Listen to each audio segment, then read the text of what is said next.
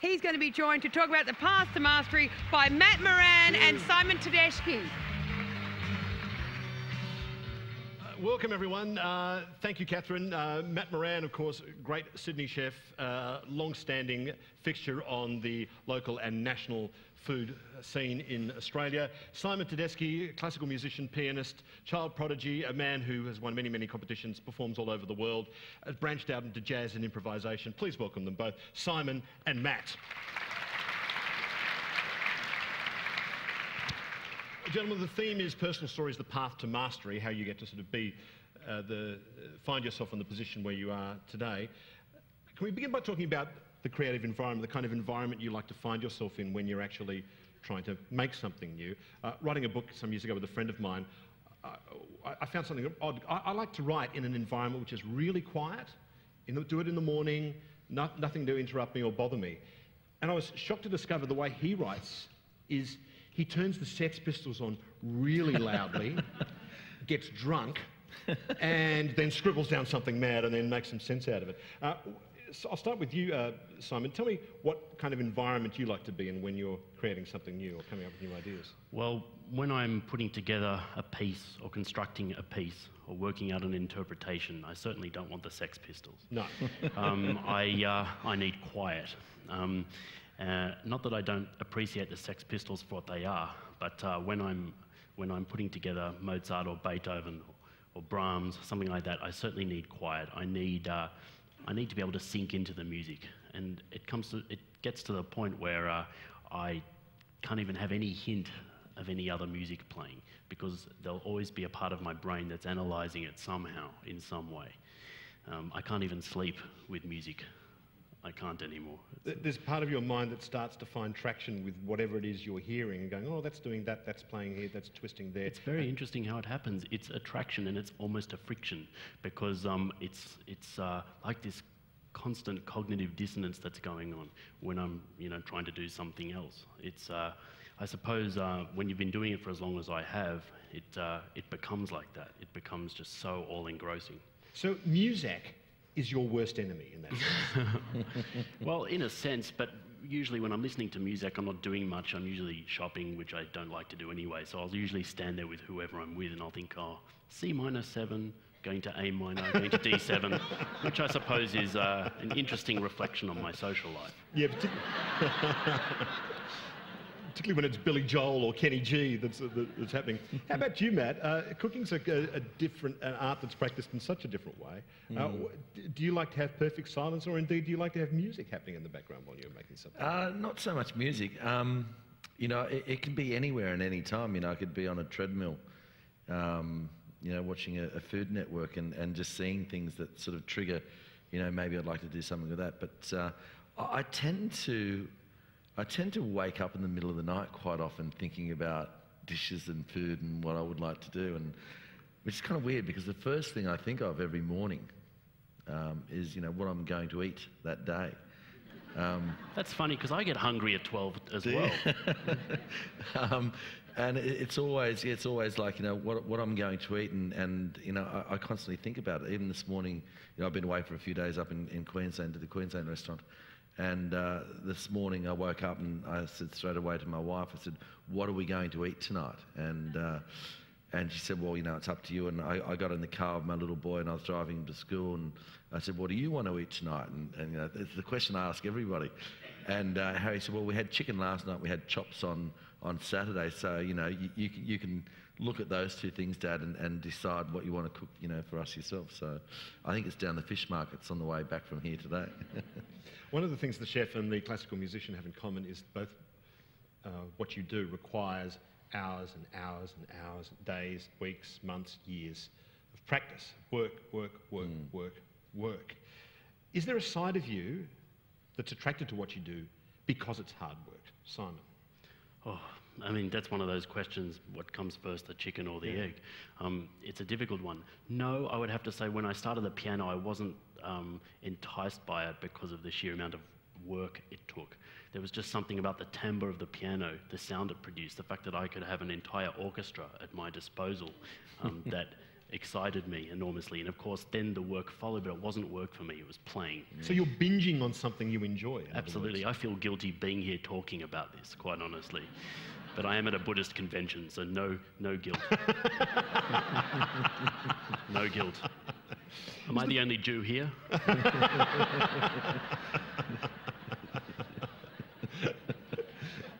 How about you, Matt? Is there something about you that finds the joy in the work through the hard work? Yeah, look, for me, half my life, or half my life up until the age of 15 when I started cooking was on a dairy farm, or on a farm, and as a young kid growing up on a farm, you were made to work. So the work ethic wasn't really that much of an issue for me. It was more the fact that, when I left school and I hated school and school hated me, and I started cooking, I became so obsessed and so in love with it, it didn't seem like work. And I remember, growing up in the suburbs in Sydney and, having only Sundays off. And I thought everyone in the world worked 6 days a week and 90 hours a week in a kitchen, or, whatever they did. And Sundays I used to hang around my mates who might have been a motor mechanic or a spray painter or whatever.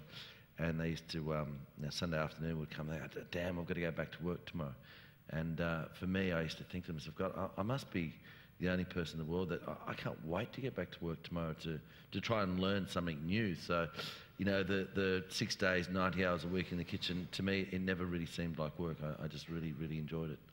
There's, I'm sure you're familiar with the Malcolm Gladwell book, Outliers. I don't know if many people here are familiar with that.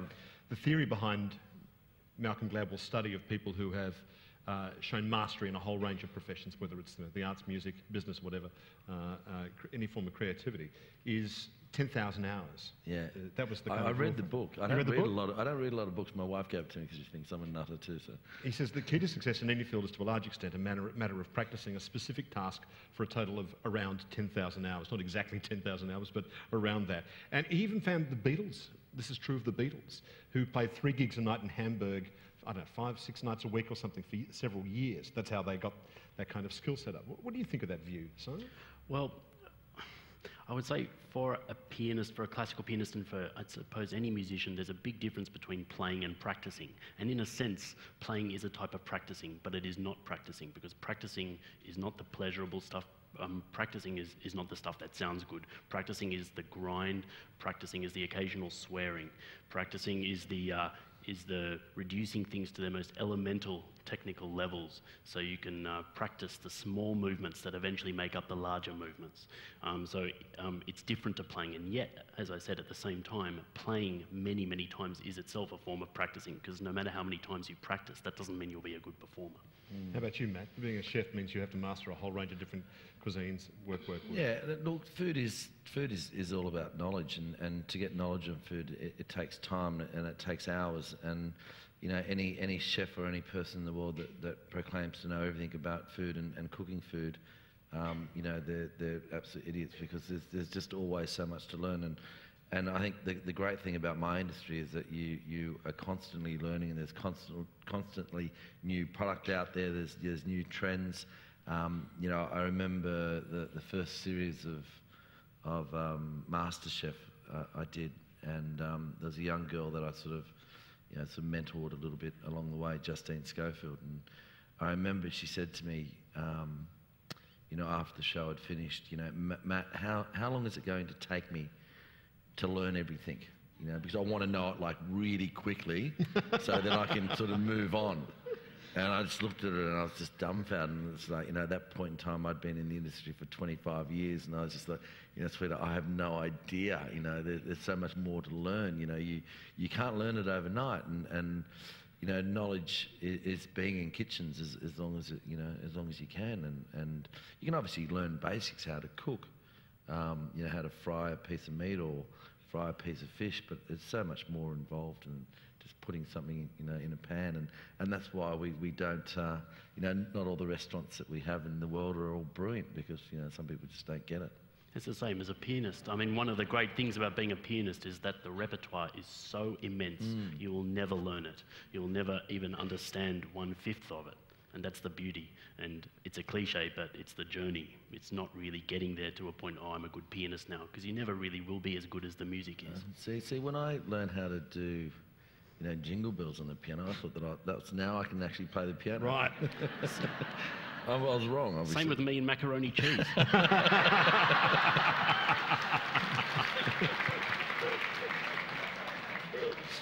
When did it become apparent to you both that you might have a creative life, where the creative life sort of said, opened a door for you, or slapped you around the top of the head and said, you should step down this path, Simon?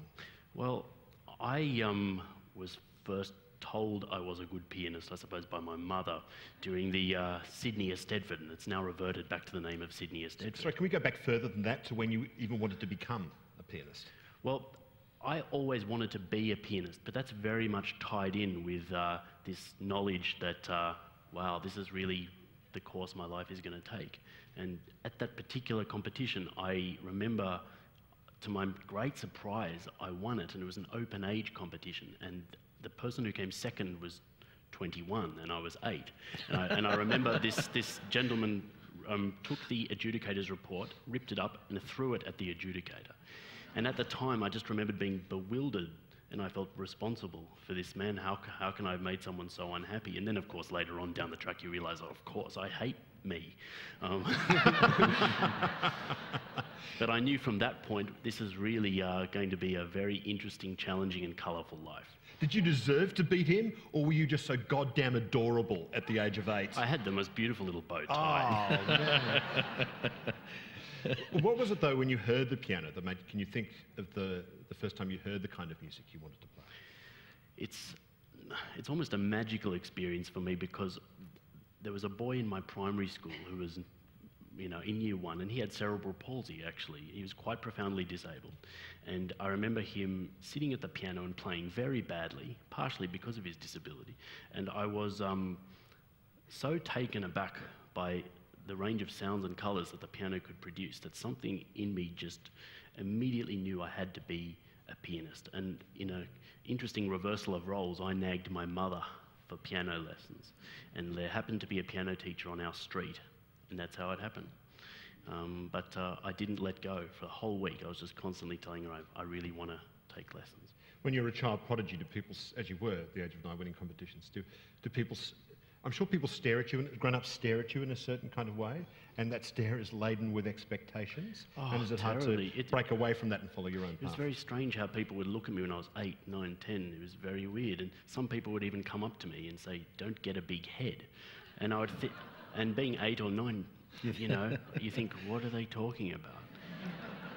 And if anything, those kind of comments were quite deleterious for me, because they didn't serve to help me. I didn't have a big head. They served to make me question my own ability, which was, I think, not a good thing to do for a child.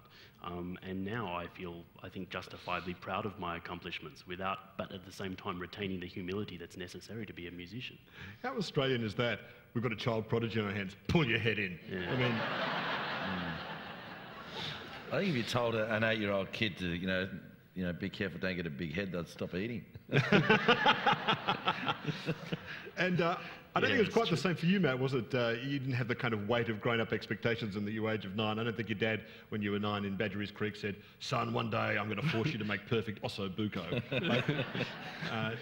Far from it. No. Growing up on the farm was very much, eating a piece of protein and 3 veg. And, we never ate seafood, until I was 15 I thought I hated seafood, but in actual fact I'd never eaten it. So there was no expectation to become this, amazing chef. It was just one of those things that, I fell into and fell in love with it. And I suppose at college, I was the youngest in my year at college, only being, 15 when I first started. And knowing that I didn't do that well at school, but I kind of somehow was excelling at college. And my first, when I did my apprenticeship, which was one of the top restaurants in Sydney at the day, was very, very disciplined, incredibly disciplined. Things that happened in that kitchen just would not happen anymore, obviously, because there'd be a complete uproar and outcry. And I remember... Wow, really? What are you talking about here? Oh, yeah, violence? Yeah, violence and, getting kicked in the back of the leg if you weren't standing straight after being standing for 16 hours.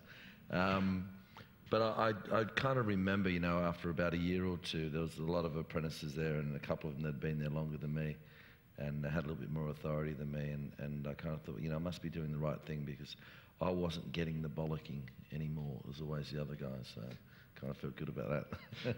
Wasn't a pat on the head, it just wasn't so much violence in your life. You never got a pat on the head, but you, if you did something wrong in the middle of service, it was, you know, all hell would break loose.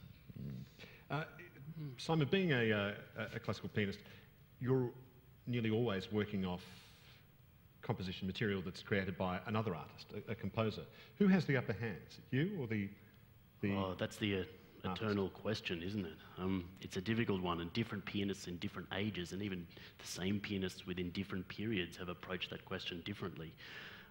I feel it depends very much on the composer. If I'm playing Bach, Beethoven, Brahms, these guys are the greats, and they have their vision, and so much is written there on the score, and if you observe the score, everything to do with the score, then that's, you know, really the penultimate interpretation, because if you're a musician, if you're a decent musician, you will always inject your own personal interpretation into the piece. It's refreshing to hear that, because often musicians will say, oh, I venerate the great master, and I'm standing on the shoulders of giants, but I just don't believe that really happens with musicians, particularly pianists. I'm sure it's like, right, Bach, cop this, or something like that. Yeah, very much, and you know, like any field, it's a lot of posturing there. It's like, I'm going to play Bach, you know, with my head or something, or I'm going to, there's a lot of posturing that goes on, but really the composers, these guys, they're so much greater than us that it's really our honour to be playing them, and it's not their honour, their posthumous honour for us to be playing their work. Really? Do you have to think in those terms, though? I am somehow going to channel the art of a godlike creature. I mean, you have to bring your own profound confidence to that, don't you?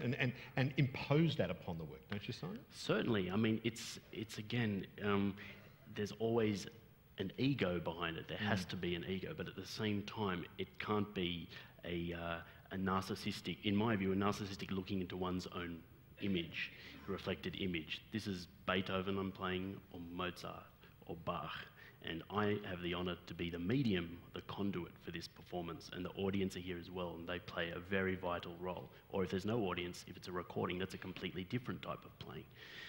If I'm playing jazz, though, of course, then we're talking about a different type of mentality. So. Yeah, a different one. But I mean, the way you're talking about playing classical band, it sounds like you're a cover band, almost. Why are you not a cover band? We're not a cover band because we are taking great works that have been played, you know, time and time again, and we are injecting something new into them by virtue of the fact that we are different people, we have different brains, the algorithms that our brains use to understand music are entirely different. We have different life experiences, but these life experiences will come about naturally. They won't come about because you're superimposing your personality onto it. This is just, I mean, I'm sort of old school in this way. I just really respect the composers that I play. And interestingly, I've been accused of being idiosyncratic before. So you just can't win. But I just place them in great stead. Now Matt, I suppose the way you cook is often described as, you know, modern Australian cooking. I don't know if you're happy with that as a genre or not, but that means taking various traditions from our region, really, and our heritage, and combining them into something new. What is that like for you, taking the cuisine of a long time, with a lot of history and heritage behind it, out of the hands of the purists who say you can only do it this way, and changing it round? I think what's happened though over the years, you know, from that sort of, you know, classic French cooking, which obviously still does exist, but what's happened is in our industry in the last sort of 25 years, I suppose, from when I started to now, you know, it's modernised, but what's happened is that the technology has gone, you know, tenfold. You know, all the sous vide, slow cooking, and all the gels and the, you know, the El Bullis and the Heston Blumenthals, and that's being influenced by everybody all around the world. So in the last 25 years, or the last 20 years even, you know, cooking has just changed so much. For me, I still like the purity of food. I like, you know, to get great produce and find the best produce, and not so much do very little to it, but try to keep it in its true form. You know, I love what those guys have done, and I, you know, I'm a big fan of doing it. But for me in my restaurants, you know, I would rather go out and find the perfect sea scallop in its perfect form and put it with something.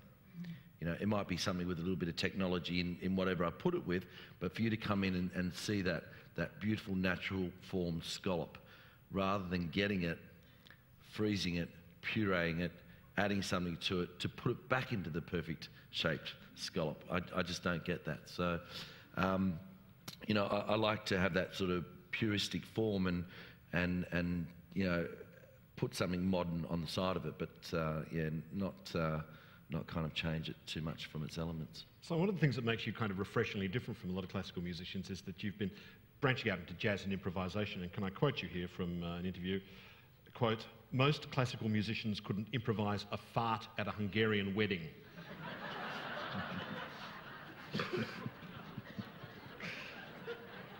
Do you recall the first time you had to improvise in front of a live audience? Do you think you could give me some media training at some point? Yes, I do. I do remember. Oh, geez, I regret that quote. Good quote, though. And it's true, isn't it? I mean, to a degree, it's true, but yet classical musicians up until 150 years ago all improvised. They all improvised. Hummel, Liszt, Beethoven, they all improvised. It was just part of learning your instrument. If you couldn't improvise your instrument, how could you play somebody else's or your own stuff? My sort of route is a little bit different. I was just very taken by the tradition of African America, and I remember first working with Kevin Hunt at the New South Wales Art Gallery, and I had to improvise, and he just suddenly, and it was a big concert, and he looked at me and he said, "Okay, take a solo," and I thought, oh Jesus. And it happened, and it probably was a very bad one, but the main thing is that it happened. And now, like any other language, I've been speaking it for so long that I'm quite good at it. I'm not brilliant at it, but I'm quite good, and I'm getting better and better. And how is it different? How is it, how are you conscious of how you're thinking and feeling when you improvise as opposed to taking something from the score? Oh, look, the better I get at it, the more I realise how different it is. For me, anyway, classical music is so much about controlled tension. There has to be this tension there, but it's controlled. With jazz, it's so much to do with the history of African America, about release, about so much emotional release of that pent-up pain. And so the more relaxed you are in jazz, the better it is. But if I played classical like I played jazz, it would not work at all. For a start, the rhythm, the whole idea of rhythm and articulation is completely different. And that's a whole big discussion. Is there the equivalent of jazz in cooking, Matt? I suppose there is. You know, it's sort of, some people sort of cut loose a little bit and go a little bit more out there. I bet you I'm a better cook than you are a pianist. You don't know that for sure, do you? We don't know that for sure, do we? No, and we probably never find out because, you know what, there's no kitchen here. I do see a piano, but there's no kitchen here, so, you know... They're doing catering here, aren't they? There's a bit of catering. Unless you invite me out for dinner one day, you know, yeah, we'll probably never know. There's no invitation. Now you're on the spot, aren't you? Last week I had the pleasure of interviewing former Prime Minister Paul Keating, who his most recent book, he begins by saying all of the things my speech is here, it's really all about, the overarching thing is the creative urge. That's the thing that lies behind everything in life. And he said something interesting when I interviewed him. He said, where passion and reason vie with each other, the outcome is invariably deeper and of an altogether higher quality. So what does that make you think? I think Paul, like a lot of the things he says, is absolutely spot on. I think that, you know, it's all very, people say, oh, look, you're playing the piano and I love your passion or whatever, and that's great, but that word is just so much a little piece of it, and there has to be intellect. There must be intellect. Again, I'm going back to the great music, which was just so erudite, and there must be a brain, and there must be a personality, and there must be thought behind every action. He's implying struggle there too, isn't he? Vying with each other. I heard a very interesting phrase once, and that is that no great music came originally from a place of happiness. It causes happiness, but it never came from a place of happiness. And I thought that that was a very interesting phrase. I'm still not quite sure what to make of it, but I'm more comfortable with it the more I think about it. Great food comes from a place of hunger. Yeah, it does. I'd just like to say I miss Paul Keating. Yeah, look, you know, I think with anything, you know, if you're really passionate about something that you do and you dedicate your life to it and you love it and and it's inspiring, and I think you obviously become quite good at it. I think it's I think with anything, I'm just one of those lucky guys, I suppose, that I found something in life that obviously in the beginning for me it was very it was very disciplined, which I probably needed after living in Blacktown for 10 years, and and it sort of got into it and fell in love with it, and obviously great things came from it. Good things. Just finally, there's the kind of mystery of where ideas arise from in the first place. Neil Gaiman, the writer, said once that in an interview that he's often asked at conventions, where do you get your ideas from? That's the thing, and everyone laughs. And the creatives on the panel will mock that person, and he says the reason why they mock is because they don't know. They really don't know. Something new arrives in the world. Science tells us that something can't come from nothing, but I think it clearly does in the creative act, doesn't it? Something comes out of nothing with it. I tend to think of David Lynch, who I think is one of the great geniuses of the 20th century. Absolutely. And David, Eraserhead is a great film, and people were like saying, well, what is this about, David? And he said, oh, it's a film about Philadelphia. And I think Velvet, one of the best movies ever. Twin Peaks. Yeah, but when you apply language to what art is, you immediately dilute it. Language is, in a sense, always a lie. Talking about art is always a lie because you're diluting something that is transcendent. So it's best left unsaid. In a sense. So let's all go home. Okay, we can go home. Not before Simon Tedeschi agrees to cook up a 3-course meal for everyone here. Failing